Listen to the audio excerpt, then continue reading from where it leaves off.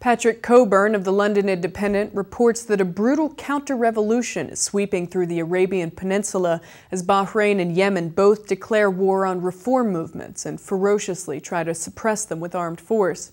Both countries are close U.S. allies and recipients of major U.S. military and economic assistance. The United States provided around $20 million in military aid to Bahrain in 2010. Military aid to Yemen is slated to double to $250 million this year. In Yemen, police and snipers on rooftops opened fire this past week on a mass demonstration outside the main university, killing at least 52 people. The government has since declared martial law and set up checkpoints through the capital, Sana'a. The crime, which was committed yesterday, I think, has led to a new direction in the political situation in general. Therefore, the authority and its system is responsible for making the country reach what it has reached. In addition, the crime that happened yesterday leaves us with one absolute understanding, that this regime only chooses violence as an approach. In Bahrain, repression began a few days earlier when King Hamad bin Isa al-Khalifa called for military support from other Gulf monarchs, and 1,000 troops from Saudi Arabia crossed into the island kingdom. Ali Salman, the leader of the main opposition party al-Wefaq, says, quote, "This was the green light for our army to kill people." As decisively as in Yemen, the Bahraini al-Khalifa royal family has rejected reform and showed that it intends to hold power by armed force.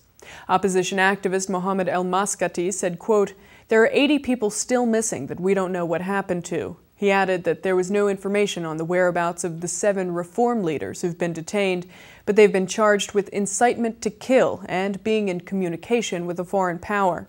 In Bahrain, the reformers are dependent on their numbers to make their voice heard. The Shia, who've been marginalized for 200 years by the al-Khalifas, and the Sunni ruling elite, make up 70% of the population. The 30,000-strong army is entirely Sunni, and the police and security, which are of similar size, contain many Sunni from Pakistan, Jordan, Syria, and Yemen. The Shia say that these foreign Sunni have also been made citizens to change the demographics of Bahrain. To those who kill us today, we say to them, we are creating hope for your children, because the miserable reality that we live in today, where there is despotism, dictatorship, and tyranny, deprives you today of your rights, and it will deprive your children in the future. The